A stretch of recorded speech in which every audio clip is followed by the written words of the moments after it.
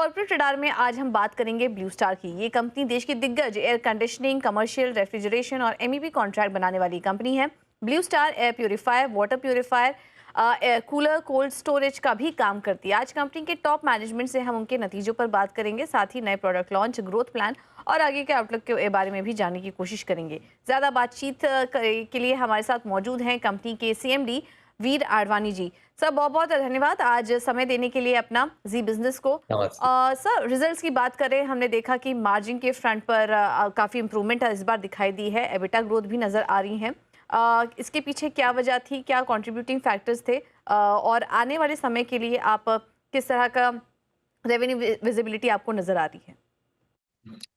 Good afternoon, नमस्ते, thank you. हाँ, हमारे Q4 रिजल्ट्स थोड़ी धीमी थी, माने रेवेन्यू फ्लैट थी 4,072 करोड़ तक, मगर ईबिटा बढ़ी है, अच्छी से 17% बढ़ी है 326 करोड़ तक।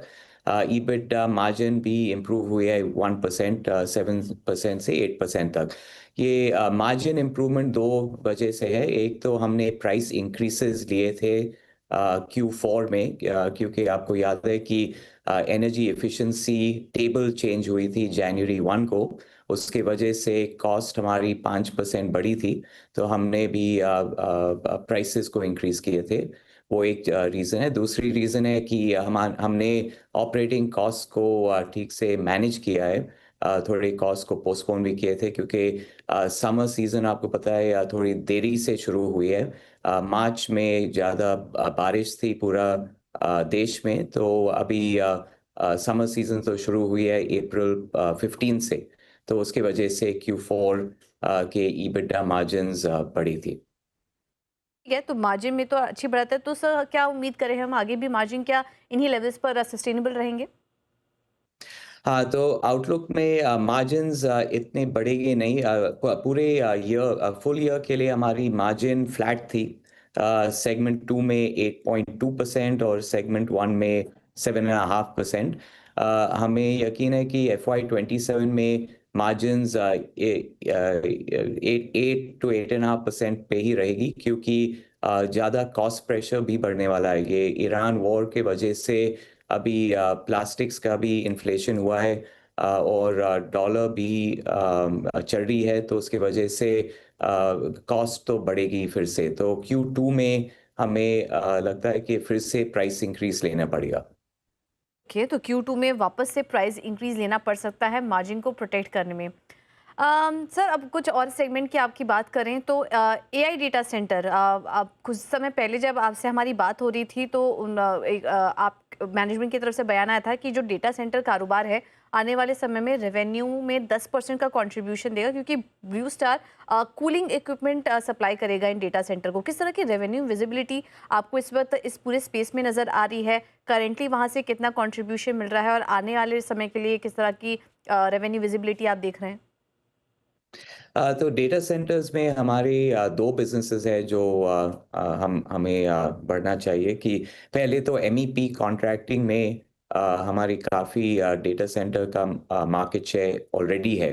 पूरा कंपनी का 12,000 करोड़ रेवेन्यू अगर आप पिछले साल के देखोगे, तो उसमें से 8% लगभग डेटा सेंटर MEP में हम काम कर रहे हैं।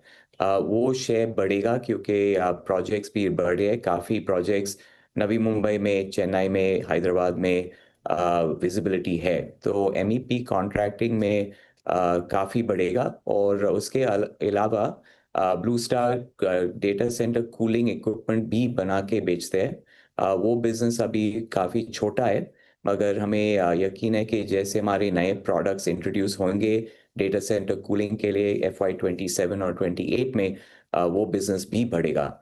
अगर ये सब हम ठीक से एग्जीक्यूट कर पाएंगे, तो 2 साल में डेटा सेंटर का सेगमेंट रफली 15-16% कंट्रीब्यूशन करेगा पूरा ब्लू स्टार का रेवेन्यू पे।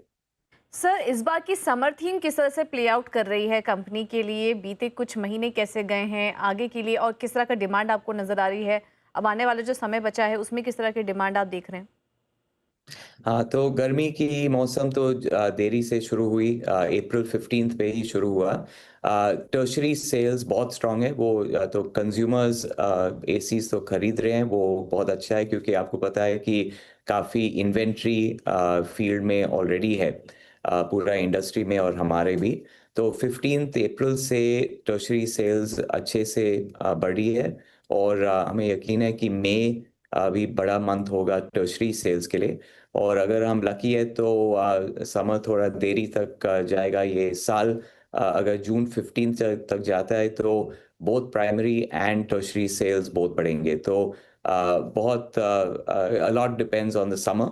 और ये भी दूसरा चीज़ है कि वॉल्यूम तो होगा, मगर मार्जिन्स को भी हमें देखना पड़ेगा। कॉस्ट इंक्रीज की वजह से हमने तो प्राइसेस बढ़ाए हैं। अगर दूसरे ब्रांड्स भी बढ़ाते हैं तो हमें देखना पड़ेगा कि कंज्यूमर डिमांड कैसे धीमी हो जाती है। तो हमें देखना पड़ेगा market share protection, volume growth और मार्जिन सब मिला के हम कैसे Q1 डिलीवर कर पाएंगे। ठीक है। लेकिन सर अभी आपने जो इनपुट कॉस्ट बढ़ने की बात की, मिडिल ईस्ट वॉर इम्पैक्ट अभी तक कितना पड़ा है कंपनी के ऊपर, क्योंकि हम देख रहे हैं ऑलमोस्ट अब 2 महीने हो चुके हैं इस युद्ध को चलते हुए। अ, देखना होगा आने वाले कुछ दिनों में किस तरह के अपडेट्स आते हैं उस फ्रंट पर। लेकिन अभी तक आपके बिजनेस पर किस किस तरह का असर पड़ा, सप्लाई चेन चेन इशू किस तरह से फेस किए, गैस सप्लाई में भी दिक्कत हो रही है तो कितना कुछ इम्पैक्ट आया, और आगे के लिए क्या स्ट्रैटेजी होगी अगर कुछ टाइम ये और कंटिन्यू रहा, होपफुली नॉट, लेकिन अगर कुछ समय और अगर कंटिन्यू ये हो गया तो क्या चैलेंजेस आपको फेस करने पड़ेंगे और आपकी क्या तैयारी है इन सबको लेके? तो वो तो अभी तो मार्च 31 तक हमारी कॉस्ट 8% तो बढ़ी है, फॉरेन एक्सचेंज की वजह से और कमोडिटीज की वजह से। तो 8% तो बढ़ चुकी है युद्ध के पहले। अभी युद्ध के वजह से हमें लगता है कि वो जो युद्ध के वजह से जो भी कॉस्ट इंक्रीज अभी आएगा Q2 में आएगा, क्योंकि Q1 के लिए हमारे काफ़ी इन्वेंट्री है। तो युद्ध के वजह से लगभग 5-6% और कॉस्ट बढ़ेगा। तो अगर आप पहले 8% देखते हो और फिर 5-6%, तो total increase could be as high as 14-15%। वो तो बहुत ज़्यादा इंक्रीज है। पिछले 15 साल में हमने ऐसे इंक्रीज नहीं देखे हैं। पिछले बार तो 2011 में देखा था, जब भी ग्लोबल फाइनेंशियल जो वो GFC जब भी खत्म हुई थी, तो इन्फ्लेशन बढ़ी थी 2011 में। तो ये 14-15% कॉस्ट इंक्रीज तो कंज्यूमर बेयर नहीं पाएगा। तो हमें दूसरी एक्शंस लेने पड़ेंगे, जैसे value engineering, cost takeout, engineering और मैन्युफैक्चरिंग के वजह से हमें कॉस्ट आउट लेना पड़ेगा। तो ये हम अभी काम कर रहे हैं, थोड़ा टाइम है, 2-3 महीने है हमारे हाथ में ये सब करेक्ट करने के लिए। ओके। अब सर FY27 के लिए क्या प्लान है आपके, नए लॉन्चेस को लेकर क्या योजना है आपकी? तो हमारे काफ़ी नए प्रोडक्ट्स आ रहे हैं। प्रीमियम रेजिडेंसेस में हम अभी फोकस करेंगे। काफ़ी टावर्स बन रहे हैं, काफ़ी HNI और UHNI के घर अभी अपग्रेड हो रहे हैं सेंट्रल एयर कंडीशनिंग के साथ। आपको पता है कि रेजिडेंशियल, जब भी हम रेजिडेंशियल एयर कंडीशनिंग के बारे में बात करते हैं, तो भारत में सब मिनी स्प्लिट ही बेचता है। मगर अभी हम देख रहे हैं कि जैसे ये प्रीमियम रेजिडेंसेस आ रहे हैं, वो सब सेंट्रली एयर कंडीशन होंगे। तो वो न्यू सेक्टर के लिए हम नए प्रोडक्ट लॉन्चेस करने वाले हैं जून जुलाई में। तो वो अभी नए होंगे, और डेटा सेंटर कूलिंग में भी हमारी नए प्रोडक्ट्स आने वाले हैं अक्टूबर से दिसंबर तक। तो ये दो नए प्रोडक्ट लॉन्चेस में हम काफ़ी फोकस दे रहे हैं। ओके। ठीक है सर, कंसर्न वैसे अपने तरफ हैं, लेकिन डिमांड से जाने की बात करें, हम कुछ रिपोर्ट्स पढ़ रहे थे कि टियर 3, 4, 5 सिटीज़ से काफ़ी अच्छे उन मार्केट से एक बड़े ग्रोथ इंजन्स ये बनते जा रहे हैं ब्लू स्टार और स्पेस से की अन्य कंपनियों के लिए। आपको किस तरह की डिमांड यहाँ पर नज़र आ रही है, स्पेशली एसी सेगमेंट के लिए, और आने वाले समय में स्मॉलर सिटीज़ से, छोटे शहरों से किस तरह की ग्रोथ आप देख रहे हैं? तो बहुत एसी और हमारे रेफ्रिजरेशन प्रोडक्ट्स में हम ये काफ़ी ग्रोथ देख रहे हैं कि डिमांड अभी टियर 3, 4, 5 और टियर 6 जगह में से भी आ रहा है। तो ये बहुत अच्छी चेंज है, क्योंकि पहले तो सिर्फ मेट्रो और टियर 1 सिटीज़ में सब डिमांड थी। हमारे मार्केट शेयर, ब्लू स्टार का मार्केट शेयर टियर 3 से टियर 6 मार्केट्स में ज़्यादा है। और जैसे वो डिमांड बढ़ेगा, हमारी मार्केट शेयर भी बढ़ेगी ओवरऑल। पिछले साल में हमने मार्केट शेयर रूम एसी में ऐसे 0.25% बढ़ा है 14.25% तक। और FY27 में हम फोकस्ड है कि उसको 14.75% तक बढ़ाने के लिए, तो 0.5% और बढ़ेंगे। और वो सब जो भी मार्केट शेयर हम जीत रहे हैं, वो सब टियर 3 से टियर 6 मार्केट्स में है। अगर हम रेफ्रिजरेशन प्रोडक्ट्स को देखें, तो डीप फ्रीजर्स भी अभी काफ़ी रेजिडेंशियल प्रोडक्ट बन रही है। जैसे बड़े होम्स बनते हैं, उसमें तो एसी ही नहीं जाती है, मगर पर फूड स्टोरेज के लिए और फूड प्रिजर्वेशन के लिए काफ़ी प्रोडक्ट्स भी बिक रहे हैं। उसके वजह से हमारी रेफ्रिजरेशन प्रोडक्ट्स हम अभी ई कॉमर्स में बेचते हैं और मॉडर्न फॉर्मेट रिटेल में भी बेचते हैं। अगर आप 3-4 साल पहले देखते हैं, तो ऐसे डीप फ्रीजर्स और वाटर कूलर्स और सब विजय सेल्स या क्रोमा में थे ही नहीं। अभी अभी अगर आप जाओगे तो काफ़ी ब्रांड्स अभी प्रेजेंट है। तो ये सब बहुत पॉजिटिव है आउटलुक के लिए। और हमें यकीन है कि ऐसे 2-3 साल में CAGR 15 to 20% हम बिल्कुल देखेंगे। ओके। सर, आने वाले समय में अब ये भी बात की जा रही है कि नए एनर्जी नॉर्म्स भी जल्द ही लागू होंगे। उसका ओवरऑल इंडस्ट्री पर आप कितना इम्पैक्ट देख रहे हैं, ये भी थोड़ा हमसे समझना चाहेंगे। तो अभी आप एक एनर्जी टेबल चेंज जनवरी 1 2026 पे हुआ था। उसकी वजह से एनर्जी एफिशिएंसी 8% बढ़ी और कॉस्ट 5% बढ़ी।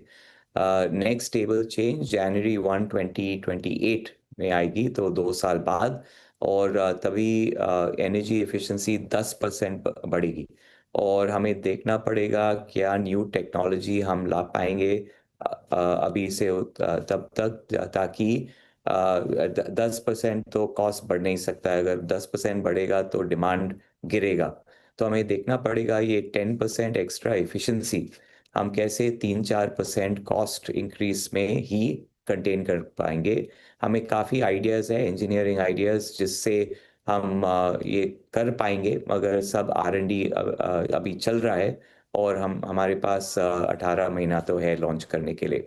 उसके अलावा सेंट्रल एयर कंडीशनिंग में भी एनर्जी एफिशिएंसी टेबल्स अभी है। और वो भी एफिशिएंसी बढ़ रही है। तो उधर भी हम काफ़ी इंजीनियरिंग कर रहे हैं, ताकि जैसे एफिशिएंसी बढ़े, कॉस्ट इक्वल नहीं बढ़े। तो आपको पता होगा कि अभी हम लगभग 3% R&D पे स्पेंड कर रहे हैं। तो 3% ऑफ रेवेन्यू अभी R&D में हम स्पेंड कर रहे हैं। वो तो 5 साल पहले 1% से भी कम थी।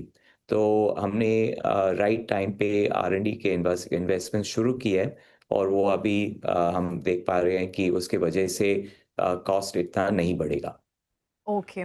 Alright sir, thank you so much आपका आज समय देने के लिए, नतीजों पर थैंक और यू। सेक्टर स्पेसिफिक भी हमारे साथ चर्चा करने के लिए, और आने वाले तिमाहियों के लिए भी बहुत बहुत शुभकामनाएं आपको। Thank you so much.